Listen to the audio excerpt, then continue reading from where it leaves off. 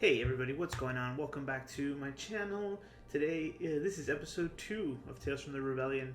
And if you couldn't tell from the thumbnail, we're covering the Duelhorns class.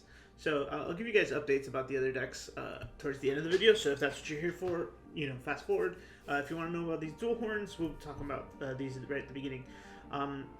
As always, thanks for taking the time to listen, so I hope I can provide some information today. And I guess the biggest piece of information that I want to bring to you is that I couldn't do it. I'm not necessarily gonna give up, but this is probably the least overly complicated and necessary thing that I've come to with building this deck. So my two main ideas for the Duelhorn stuff was Earth Water, right? So I could play all of them, and then the I guess it's technically Wind Lightning to Luso, right? And it just plays the Marquise himself. Now the biggest thing that I had here was one, they're not all great, right? Snakebiter, I just completely axed by the end of this. So this is probably the third version of it, right? This is I kind of had all of them at triples, so I could draw them, and whatever. And then we tried having the whole summoner thing in here, and then I had Orans in here too, and then we kind of evolved from that, right? The biggest thing that I found myself, and again in each and every single time, was, is it worth it? Am I doing enough with this card, right? Because Elise is the whole thing, right? If you guys don't know, they buff each other, right? Marquise and her, while they're both out, they're both at 9k. He says your opponent's forwards enters duel, and when he comes in, you can special one, bring one from the break zone for by paying the cost, right? And then she says when she attacks, your opponent selects a forward and put it in the break zone. It's pretty much Atomos, right? Water Atomos when she attacks, which is cool. The problem is she doesn't activate at the beginning of during your active phase. Never. There's no. It's not if she attacked, she doesn't activate. No, she just doesn't. Right. Which means you have to spend a considerable amount of time and resources with your deck, making sure she can do it. Now the question was always okay, we can do that, right? We have Ash, we have Lightning, I think we have a little bit less in this one, honestly. But the biggest thing is, and then after we have her up, we make her brave, right? And then after that, it's is that enough? Is it worth it, right? And half the time, I found myself saying, no, it's not. I'm throwing in these 9 cards, 12, was at the beginning, and it's just I don't need them all, right? So Snakebiter was the one that says your opponent can only attack with as many forwards, or no, can only attack as many times as they have backups, right? So, he kind of just slows them down. Marquise slows them down too, and then he kind of just jumps in. I still love Duke Snakeheart as a good card, as a real answer to just a bunch of stuff, which is great. But I just don't think it's enough, right? And again, here I ended up, putting the regular, 2-cost stuff, all the stuff to make all of them buff, right? Snakey, Duke, Elise, and whatever.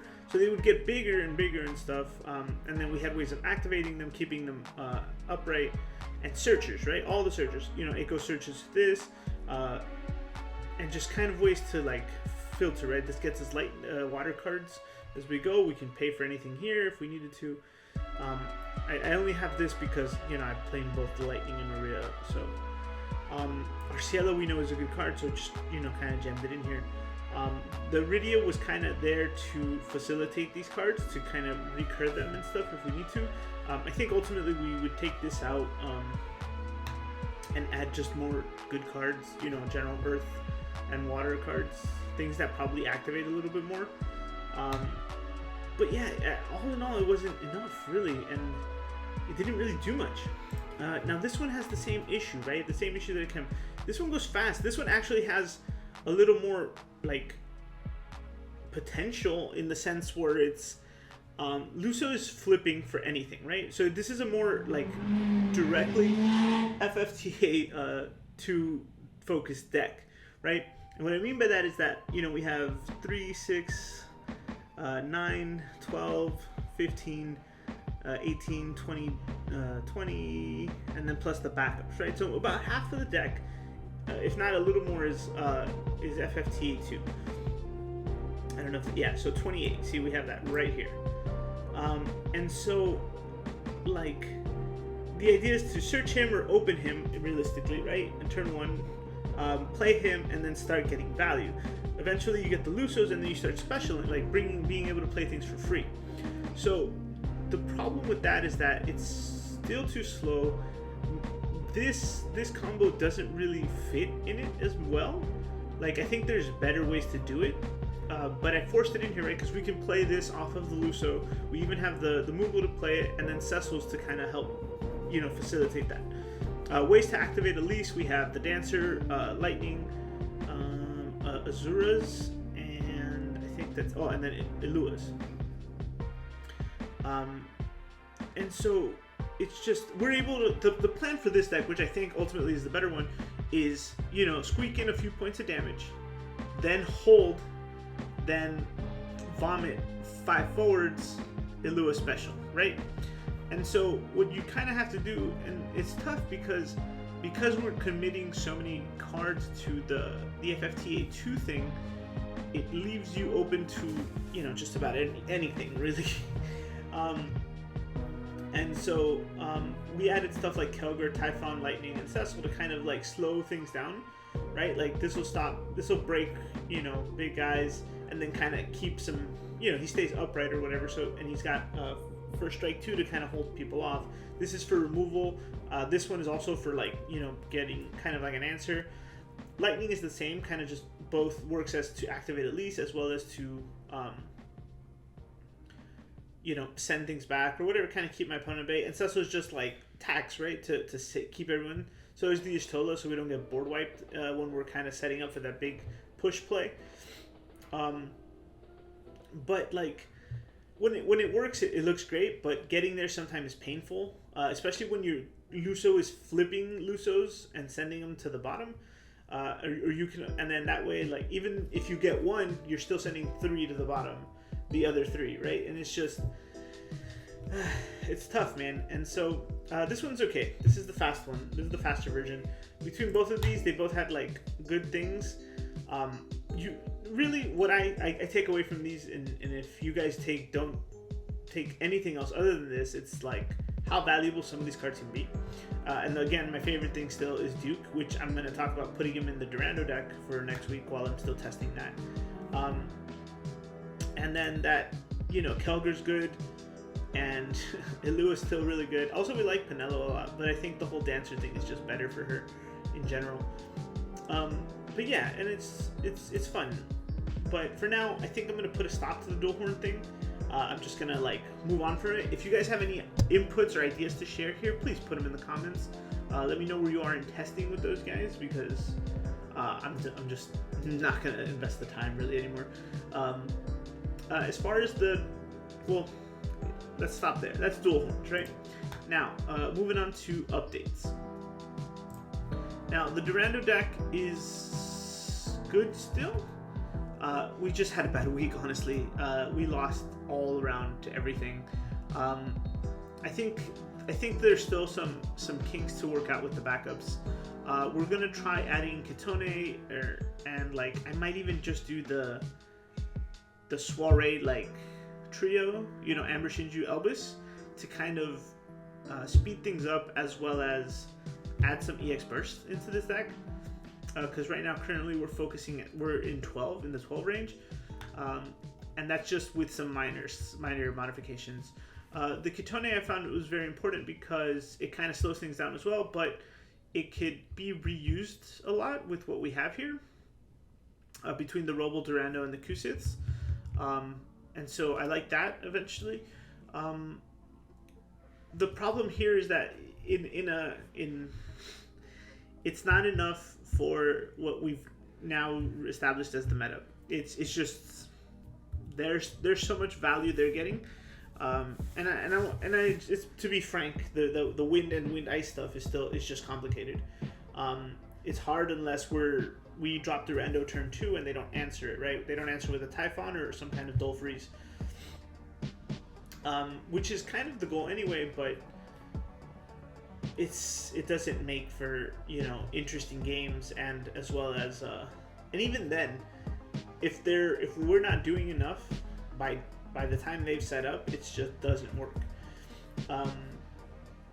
And so I'm gonna keep working on this in the background. I'll update you guys with this one when I see some big progress, major steps. But again, just to give you a heads up, we lost to Earth. We lost to the water Earth version of something similar to this, like a control.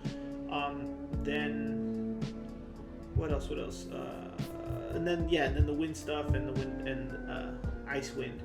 Some were in tournament, some were not. So I believe the first two I mentioned were Sunday, and then some were on webcam duels. Now Monday we took, which was an updated version of this. I'm not going to update it for you guys here and leave the link because it's kind of not a big deal. But the biggest thing that we did was we took off all of this. We took the king, we took this out, we updated these, and we kind of realized, and I said this before, and I think a lot of people might agree with me, but Glaciella is just fine by herself. She doesn't need all this extra FFBE stuff, right? All she needs is crystals, because once they're gone, and then unless you have ways to regenerate like crystals, and I'm talking like Robo bringing back the backups, or Bismarck lifting and playing them again in the future, there's no reason to like use crystals anywhere else, right? So Lena eats up too many here. The Setzer eats up too many, so we took him out. You always have to save one for Shantoto, because Shantoto closes out games. Even Atamos might eat one up here now and then. And so we added the night package, which I'll, just to kind of go over it with you here. We added Laswell's and I think an extra Charlotte to make it 3s. And that was like the biggest thing that we tested. We also did the monster thing. We focused more on the Biblos and what's his name? Scale Toad. And it kind of looked a little more like this. I think we took the Renaults out ultimately too.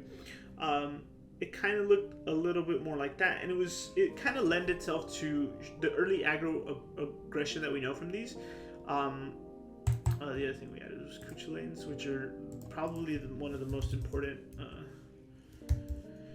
summons in the game right now. I think for water, anyway. I think it's like if you don't have a Cuchulain in anything that's touching water, you're kind of like misplaying. Because it just helps you answer all of the problems one way or another.